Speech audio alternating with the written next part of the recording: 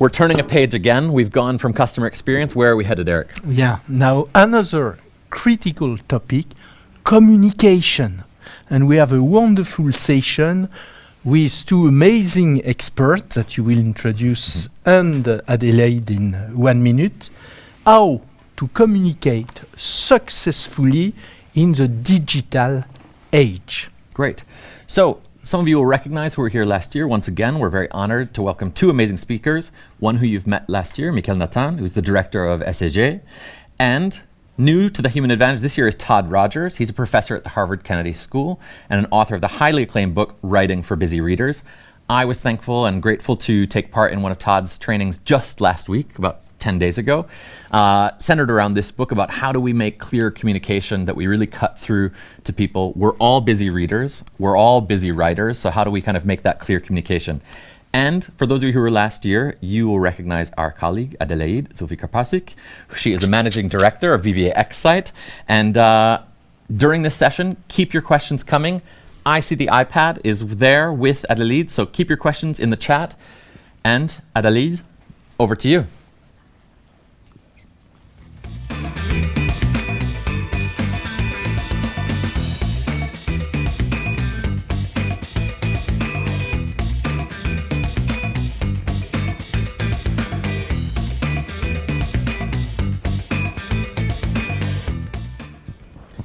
Hello everyone, hello to you both, Todd Rogers, that I don't see, and Michaël Nathan.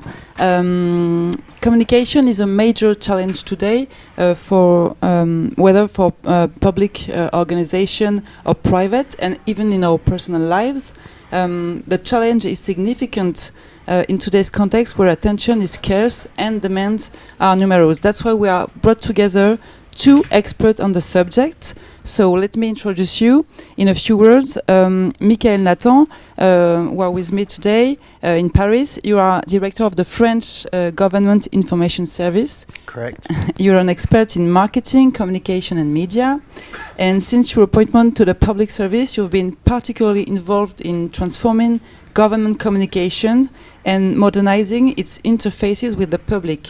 And your final objective, if I may say so, is to improve the perception and understanding of priority reforms and associated public policies by all the stakeholders. Absolutely correct. Thank you. And Todd Rogers, nice to see you today. As Ted mentioned, you are a behavioral scientist and professor at public policy at the Harvard Kennedy School. So you are the co-author of this book, along with Jessica Lasky-Fink. I mentioned the title once again, which is Writing for Busy Readers, Communicate More Effectively in the Real World. And Cass Sustin, that we had the pleasure to see tomorrow to open this conference, said it's the best book ever written on effective writing, apparently. So I'm under a bit of pressure because this roundtable is about communication, effective communication. We'll see that one of the key words is concision. I said that for you guys also. I remember that. And we can start the session. We'll start with you, Todd. Before entering the detail of your book, I have a more general question, which is, you mentioned in your book that your goal is to write a book to explain point by point the techniques for communicating effectively with any readers. But why is it important to communicate especially with busy readers?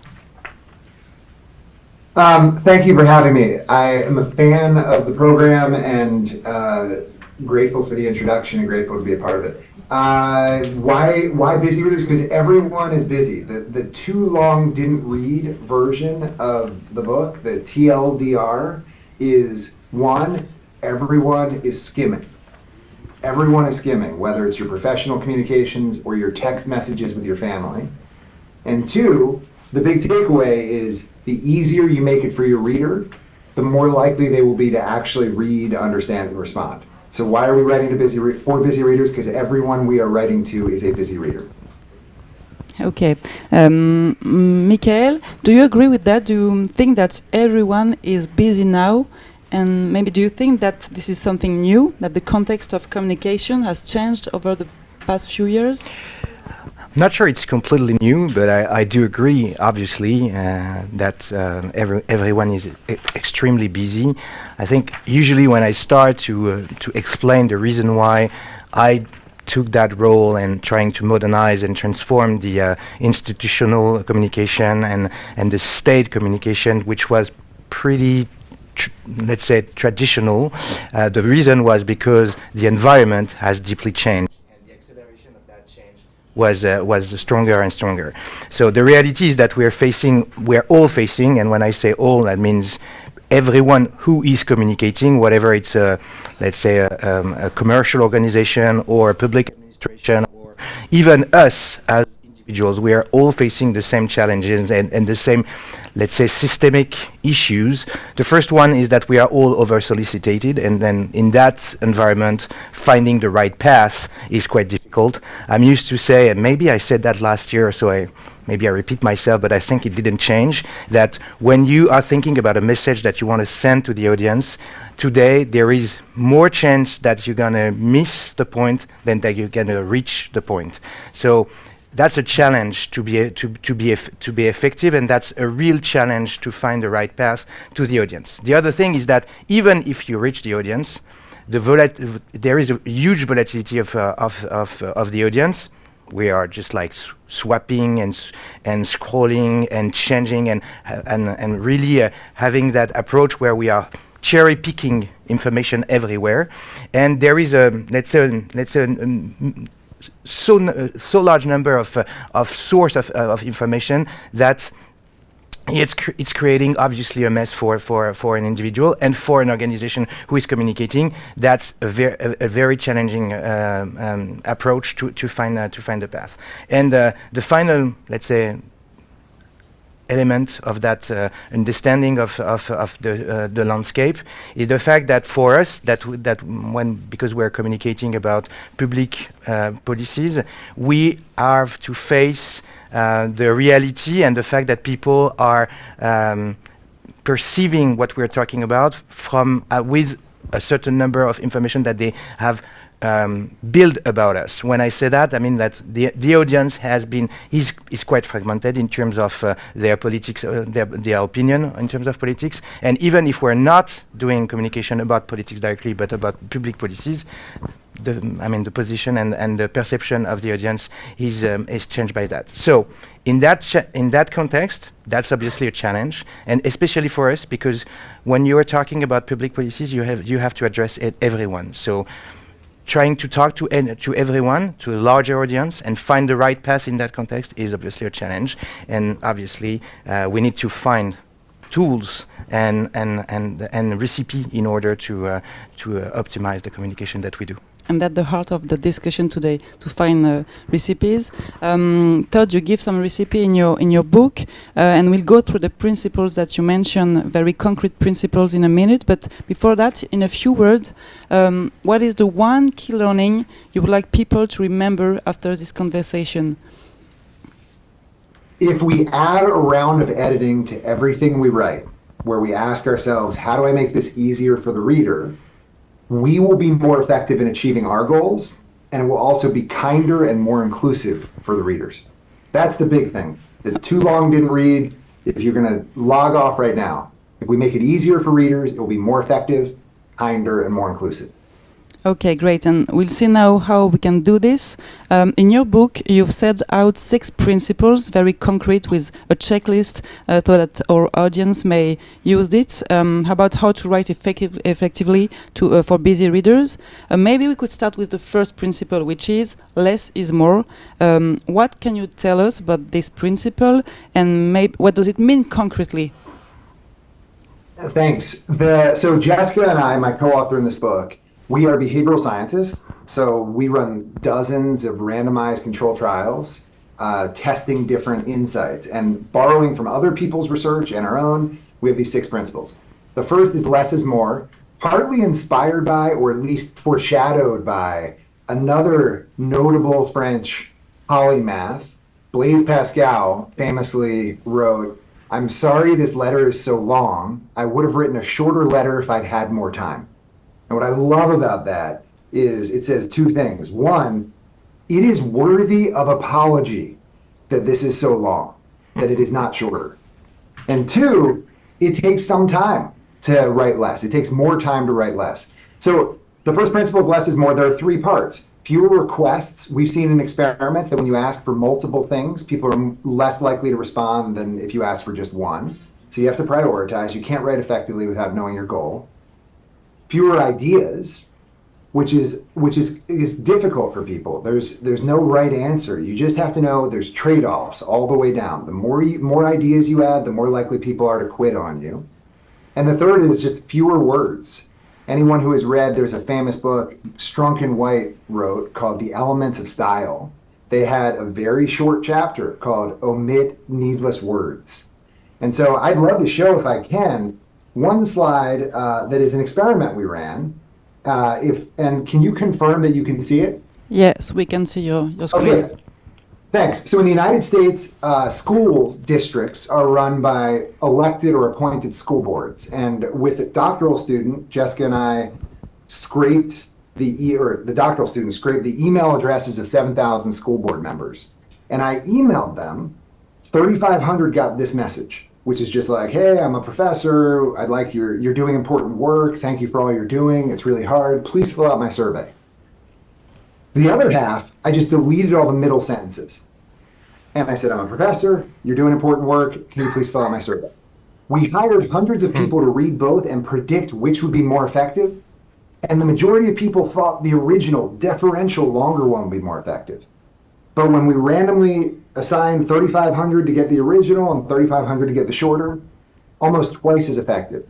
That's emblematic of the kind of results we've seen across lots of studies. The more you add, the more likely people are to not read it, and if they do read it, to quit before they get to whatever you think is the most important part. Less is more. That's the first principle.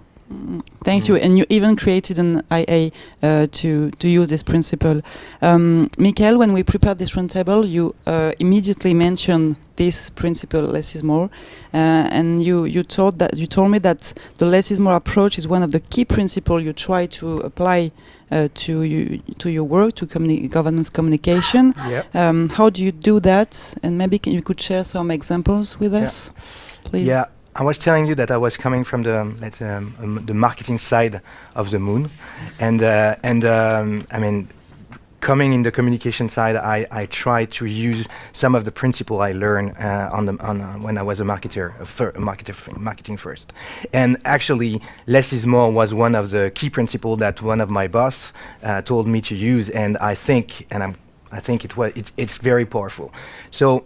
Less is more applied to our environment is different thing. First thing is that when you're thinking about the way we are organized, and especially in the, let's say, in the public administration, that's absolutely the opposite. I don't know if there is a belief behind that, but that's not less is more, it's more is more. What I mean by that is that there is so many people doing communication that with the belief that if there is many people that are communicating, that's gonna work. And effectively, it didn't. It didn't work. It didn't work because all of these people having the same kind of message pretty much at the same moment, but not necessarily to tell the same thing, are having a diluting effect. So at the end of the day, when you're thinking about the impact for the audience, it didn't work. It didn't work. So less is more is first being able really to rationalize the number of, let's say, emission point. Reducing that number of emission points. That's the first thing. The next thing is obviously in terms of the message itself. And when you're thinking about the traditional issue of that environment, talking about public policy, usually people are telling you that we are not necessarily understanding what those guys are talking about. We are the champion of using very complex words to talk about things, very conceptual, having some concept in the way we are communicating. Not only a concept in the design of the public policy, but in the communication itself. And it's probably the worst thing that you can do when you want to talk to everyone. So this rationalization is to find very simple word to talk about pretty complex topics. And that's a challenge, obviously. That's a very strong challenge. So you ask me about an example. I'm going to use one. The first one is France 2030. France 2030 is the innovation plan that's 50 billion euros that have been identified in order to invest in new technologies in order for us as a country to be prepared of the next challenge. From a technological standpoint first, but as well from the let's say the evolution of the society standpoint in parallel. So this plan is clearly a financial one, very complex. We invest in technology that's going to happen in a certain number of years, so it's far away. So in terms of understanding, you can imagine how the distance and the complexity. So we need to find a way to summarize what we want to talk about. So that's a traditional challenge for communicators, for marketers, for advertisers, to find in very simple sentence the way to summarize that complexity. And that's what we did with the way we talk about France 2030 with Rapprochons le futur, getting close to the future, getting close. And behind that getting close, there is a notion of understanding what's going to happen in order to reduce the anxiety that this future is creating, but as well the fact that we are taking care of that. There is a decision behind that. And obviously, to be able to be prepared for that. So 3 words, less is more, because at the end of the day, we're able to just like bring the globality of the concept behind. But that the concept is not the first thing that we're talking about. We're using that in order to be memorized and understood by the audience.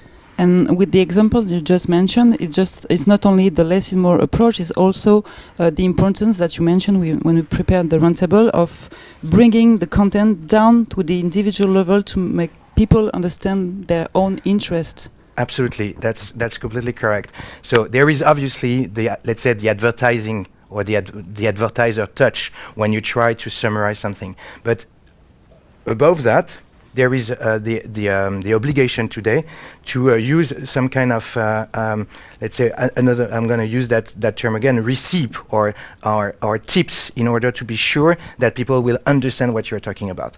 And the fact that when you are talking about public policy, in order to be understandable, you need to translate that public policy from the audience standpoint, from their point of view, from the citizen point of view. So if you want to be able to be understood, that switch is today mandatory. First thing. The other thing is you cannot just you cannot just tell things about things. You need to prove things about things. And proving means that you need to give some proof, concrete proofs, at a local level from a citizen standpoint of what you're talking about. So deploying a public policy is not only saying we have spent billions or to do that, there is hundreds of things that have been done, blah, blah, blah. You need to demonstrate that, and people, in order to trust you, they need to see that. Never forget that on top of those traditional concepts, marketing concept, less is more, etc., never forget for us that we are an area that has changed, and especially from a radicality standpoint. People are not believing anymore something that you're just telling them. They need to see, they need to have a clear demonstration. What is not seen is not believed, ever. Thank you, Michaël. Todd, when Michaël just said that it's absolutely necessary to bring the information to the standpoint of the citizen, it reminds me of your 5th principle, which is tell readers why they should care. It's very close. Can you tell us why is it so important? Sure. One thing Michaël said that I want to completely +1 on. I work with governments and companies around the world on communication. We communicate everywhere, whether it's internal to each other, proposals to outside parties, public communications to constituents, stakeholders, employees, staff, potential clients. And there is this common tendency to just think that more is better. And we just need to be deeply aware that there's a trade-off. That the more we add, the less likely people will be to engage, and the less likely they will be to finish if they do engage. You asked about a second principle that we have of the 6. The second is focus on why the reader should care. And one subtle aspect of that is that it's not that we should only write about what the reader cares about. The writer's goal is the priority. Like from my perspective, how do we help writers achieve their goals? And so you know what you want to say, what your goals are, what the core content you want to include is.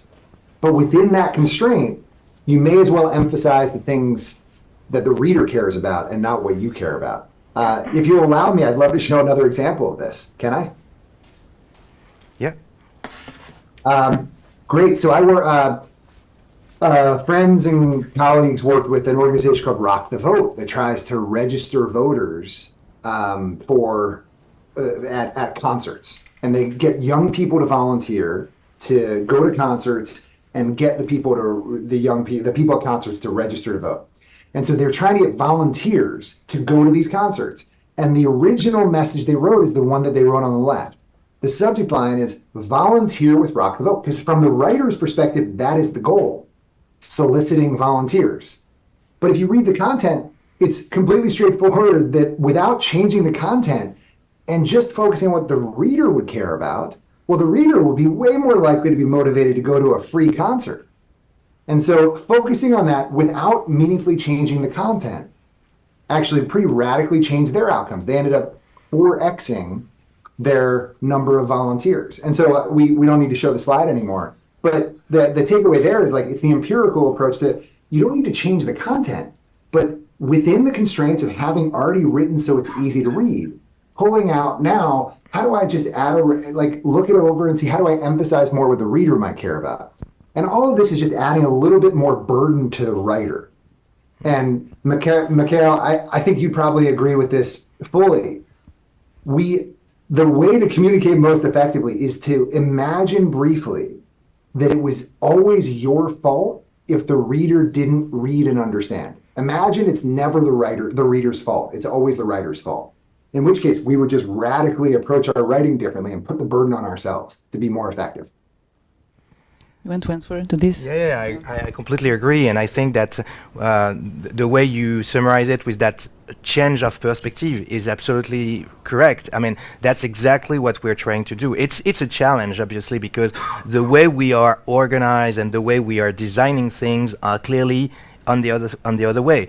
We are designing very complex public policies in order to address very complex issues at a global scale, blah, blah, blah. But at the end of the day, if we're telling the story of what we are talking about that way, we are pretty sure that it's not going to work. And I think what is interesting with the example that Todd shared with us is the demonstration, the proof by those exercise. I'm impressed by the numbers. If you think about the rate is 3, 4, 5 times better when you are switching the perspective, thinking from a citizen perspective, when you are reducing and making the effort, which is an effort, because it depends. Now with ChatGPT, maybe it's probably less an effort to summarize and reduce, but I'm not sure that it's going to work in any case with the AI agent. But anyway, there will be areas of improvement in that perspective. I think that's an exercise that we have to do clearly, and we need to continue that. Communication is a matter of content, and we discussed that already, but it's also a matter of form and format.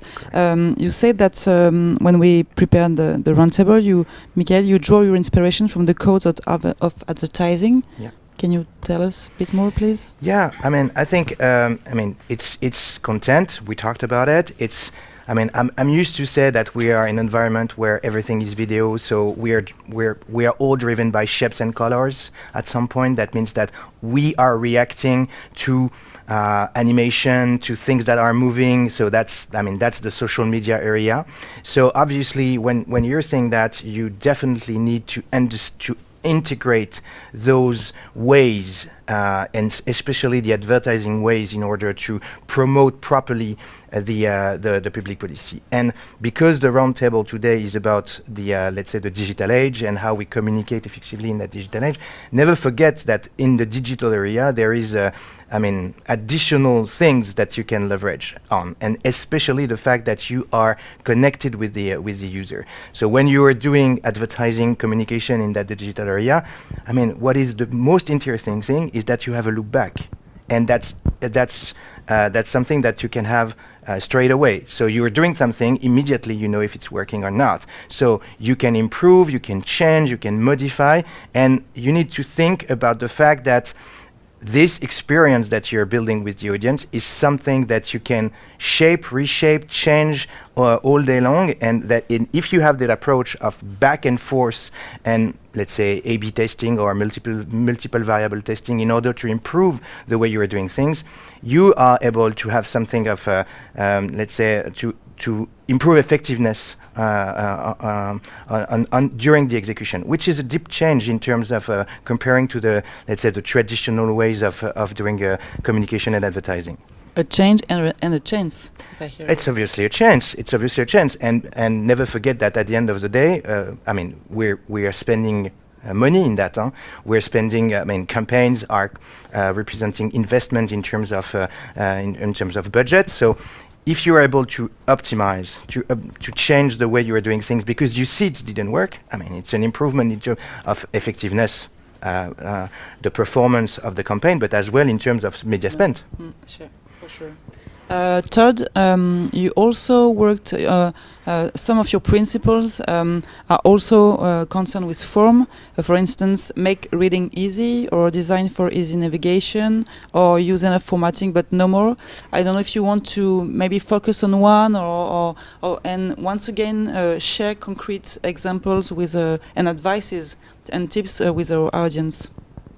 Sure, and recognizing where we are on time, I think the easiest way to do it is I'll show you an AI tool that I made. So first, I don't know, is it easy to send out over the chat to everyone a link to the checklist? I have a checklist, it will not surprise you guys, a one-page concise checklist of the 6 principles.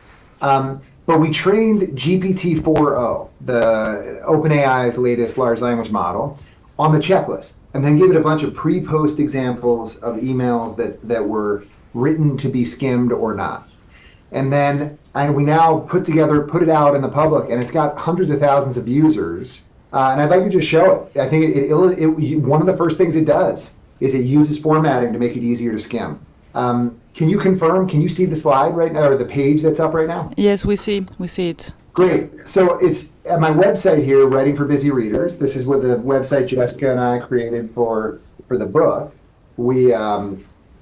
We ended up just putting this AI tool out, and I cannot believe how it's taken off. Okay, so here's a sample, bad email, or perfectly fine email, which is like, hey team, hope you're doing well. Before meetings, we need to do better. Prepare in this way, and then you can see during meetings, do this. After meetings, do that. So this is just if we do this all, we'll be better. Thank you, thank you, thank you.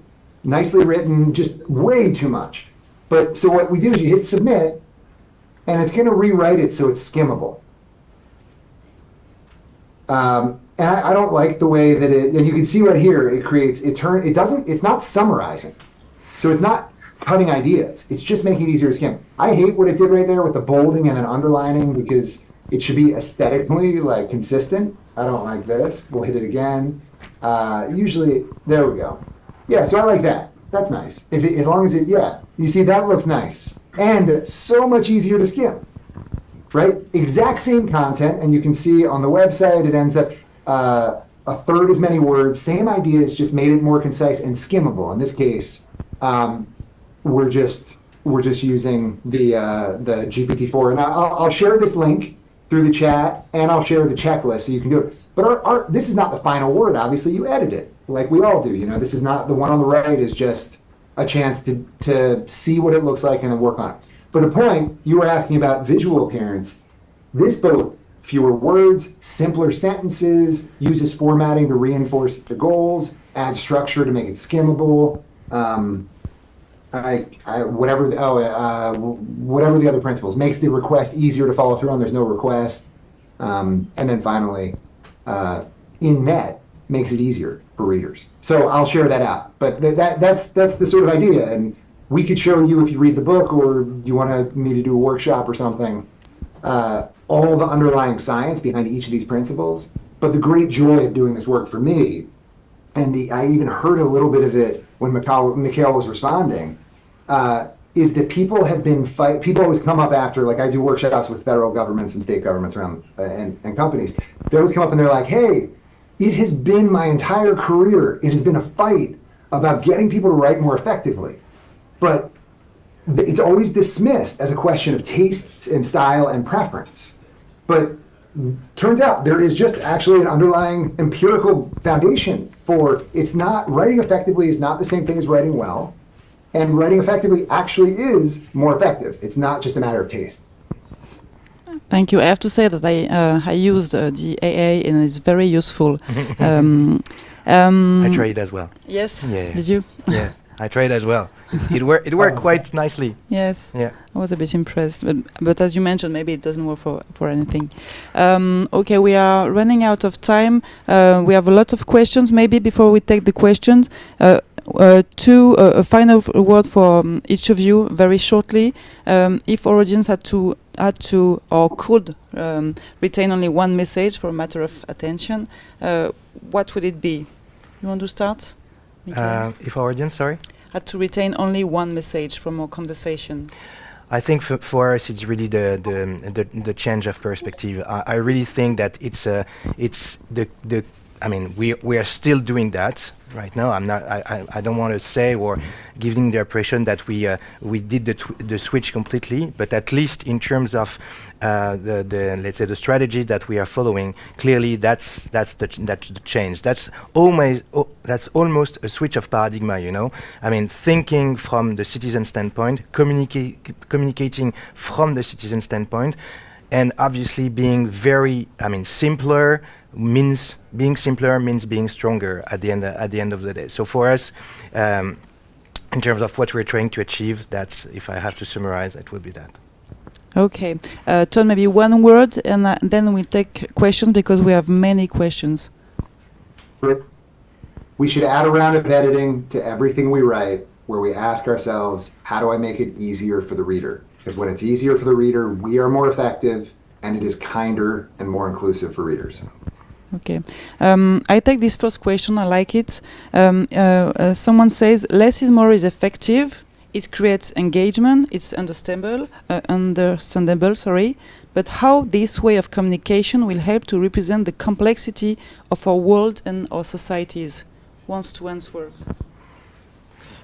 I'm not the professor, so I'm not sure that I will have a very academic approach of that. But from my perception, I mean, that's what is not one or the opposite. That's not an or, that's an and.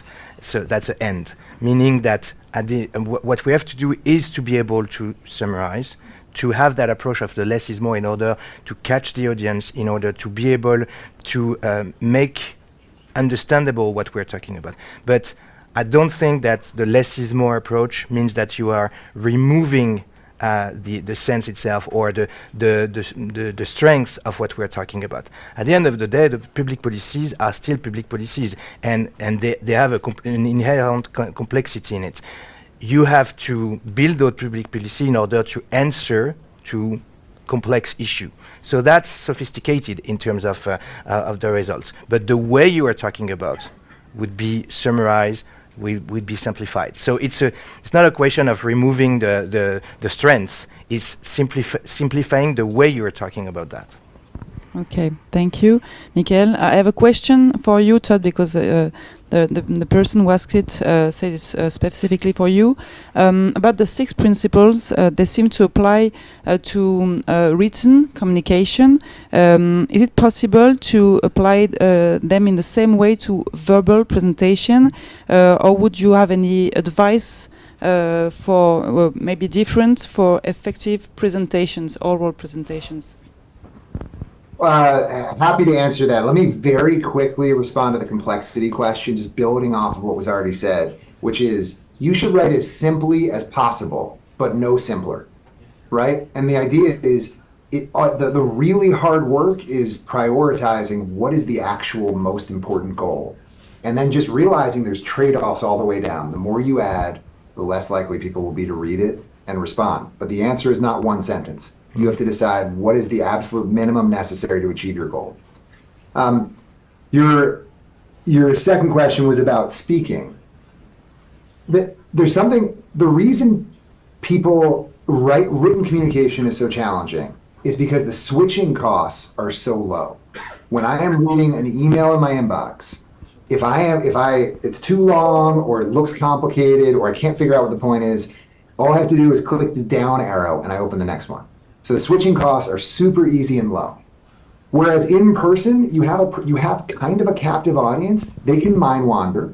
They can check their phones. So it does resemble, they can be switching out of listening to you, but it's much harder. In person, you have a lot more latitude to give a little bit more arc and context and narrative and setup. But in writing, you're fighting with every other thing on their list to read, respond to. In person, you might have a captive audience for a little bit longer. So it's a little different, but in the end, it's all about attention for both reading and writing. How do you manage the amount of attention people are giving you, and how do you earn more of it with the initial amount they allot to you? So the rules are similar, but I think you have a little bit more freedom to do setup and arc, narration, storytelling in person than you do in writing. Okay, thank you. I have a question maybe for you, Michaël. How do you tackle the differences in communication, if any, between the younger public and the more mature one?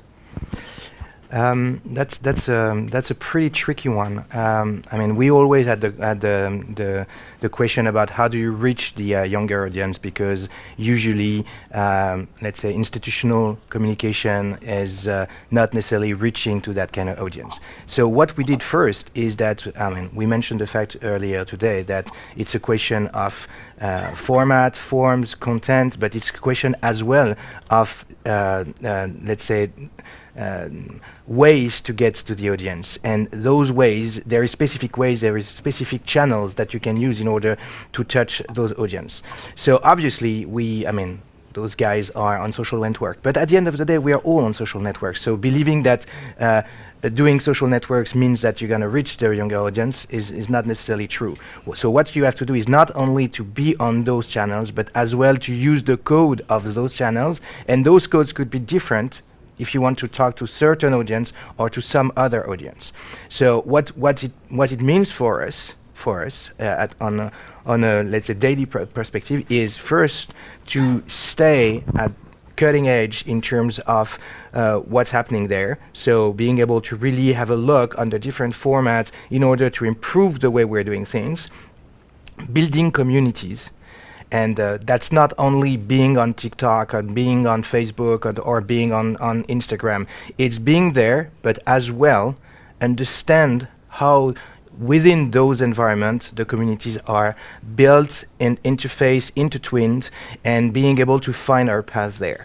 And at the end of the day, I don't think we need to specifically change the way we are talking. The message could be adapted, but when you're talking about, let's say, vote incitation or that kind of things, I thought the Rock the Vote initiative, for example. But if you think about that, that's not the content itself that you need to change, but that's really, for me, that's really the path you're following in order to reach the audience. And from that perspective, being able to mix digital and physical paths to reach the audience is very important. When you want to talk to the young generation, don't forget the physical world as well. I know we're talking about communicating in the digital age, but communicating in the digital age means sometimes being able to cross paths and being able to have some kind of hybridation in terms of the ecosystem that you're building, especially being from a physical standpoint. Thank you, Michaël. Todd, would you like to add something about the difference of audiences? Yes, two things. First, what I've come to realize is that a lot of what Michaël is talking about is communication strategy, and a lot of what I'm talking about is tactical within the message. Given that you're going to communicate in writing, but you also need a broader strategy. His idea, you've got to layer in the physical world. Yes. I think that we underappreciate that. Elizabeth Linos and Jessica Lasky-Fink have a series of great projects showing that printed postcards would be more likely to get young people to sign up for benefits than an email. I, with an organization that I started called Everyday Labs, have found similar things with getting kids to go to school that did text messages less effective than printed mail to families. And part of it is because you want to really capture and maintain attention and find a way to bridge time. And it's just really, really hard when you get 150 text messages a day. You're going to read it now, if you read it at all, and then it's gone. And you're never going to think about it again. So if it's not calling for an immediate action, it's going to just disappear. Whereas physical stuff ends up having a little bit more what we call becoming a social artifact and sticking around. Okay, that's one. Two, on communicating with young people, I started thinking about the tactics versus strategy, because if you are a team, a government agency or a team in a firm, you have communication norms, and we should be explicit where we ask each other, how should we write to each other? We should set norms. One of the things, because there isn't a right answer, the Wall Street Journal has been publishing these polls where they ask young people, what does a smiley face emoji mean in a text message? And then they ask older people, and I'm saying older, just 35 and older, what does a smiley face mean? I think a smiley face means, I think this makes me happy, I agree. This is good. A young person thinks it's sarcasm. The same thing. The same emoji means something different. So, we need to make sure that we are communicating with people in ways that they understand, and part of that starts with communication about communication. Talking with people about how do we communicate, what should we communicate in what ways.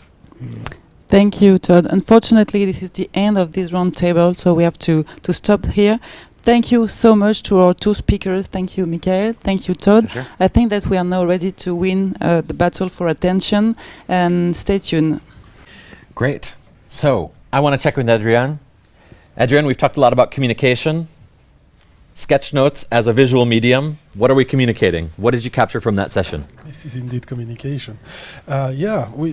Indeed, it is challenging in a world where everyone is busy. We're all on our phone every day, right?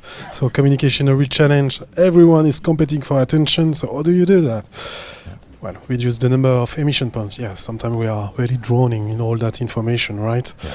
And you want to make it easy for the reader. Come back to make it easy. Again, make it easy. The core principle of behavioral science, make it easy. Yeah. Less is more. So maybe you want to synthesize. And our friend the robot can help. He's back. He's back. AI can help. Todd mentioned the AI that's built off their learnings. Yep. And you want to adapt the reader's perspective, reading from there. Yeah. You don't want to use complex words, right? We want simplicity. Again, make it simple and tell people why they should care. And at the end, we also learned that we should not forget about physical formats. Both of them talked about that, right? Yeah. Michaël said, channel is important, but don't assume that young audiences are totally digital and older audiences are totally physical. My mom's on Instagram recently. I won't share your age, Mom, but she's over 70. That, we're all digital, but that physical touch points and physical channels can still be super impactful. The example that Todd gave about getting young families to send their kids to school, getting young people out to vote, that there's something about that physical artifact as well. So we need to think about communication kind of holistically, a little bit like when we talk about nudging in behavioral science. There's no silver bullet. There's no one particular way that you change behavior. You think about different touch points, different communications points through different channels to drive that behavior. Great. Thanks, Adrien. Thank you. You're not done yet. 2 more sessions. We'll see you at the end of the day.